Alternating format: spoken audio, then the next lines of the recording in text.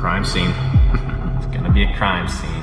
24-year-old Randy Stair was best known for his YouTube career, where he uploaded fan animations centered around his favorite cartoon, Danny Phantom. But unexpectedly, Randy became a mass shooter one day that claimed the lives of 3 co-workers before eventually turning the gun on himself. Today, we're diving into the twisted world of this YouTuber turned killer.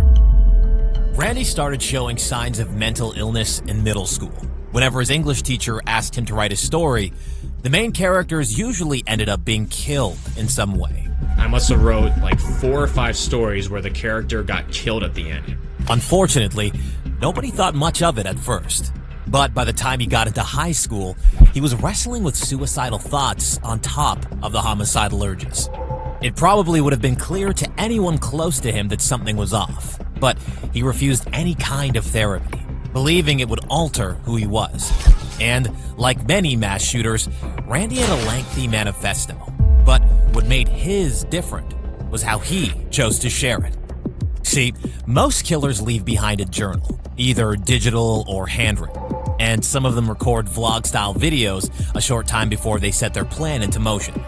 Randy, however, had journals and vlogs as well, mountains of them, but he also made animated clips. Despite their graphically violent content, the videos didn't raise any immediate red flags. In hindsight, though, it's easy to see that Randy's videos were the work of a deranged madman.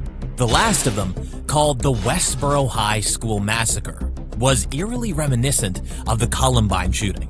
In fact, he even traced over the famous picture of the shooters' bodies on the floor and used the drawing in the animation. Speaking of Columbine, although not a school shooter himself, Randy seemed to idolize them. He was particularly fixated on Eric Harris and Dylan Klebold, the killers behind the Columbine massacre, and wrote about them extensively. He used their plan as a blueprint for his own murderous deeds, and like Harris and Klebold before him, he planted propane tanks in hopes of causing much more damage. But Randy had about the same success rate in terms of getting them to explode, and in both cases, the makeshift bombs failed to detonate. Randy had the familiar complaints of most mass shooters. Kids were mean to them in school, a preoccupation with suicide, that kind of thing. But that wasn't his only reason for the slaughter. Apparently, he believed that committing the murders would enable him to ascend to another world, where his beloved cartoon characters would be waiting for him. It seems he truly believed that Ember McLean, the fictional object of his obsession, would welcome him in the afterlife with open arms. She was a ghost, after all. Before carrying out his horrific murder spree, Randy decided to flip a coin 3 times. Here's the fate test. I'm gonna flip this 3 times. If it landed on heads, he planned to end his life at home without taking anybody else with him. But if it landed on tails, he would bring his weapons into Weiss Market, his current place of employment, and fire away. Sadly, tails won. Tails. And on June 7th, 2017, Randy clocked in for his regular shift at Weiss Market and blocked all of the store's emergency exits. He then shot 3 of his co-workers, Terry Sterling, Victoria Brong, and Brian Hayes. There were 5 people working that night, which then left only himself and a woman named Kristen Newell. Kristen was stocking shelves with her headphones on, so she didn't hear the initial shots.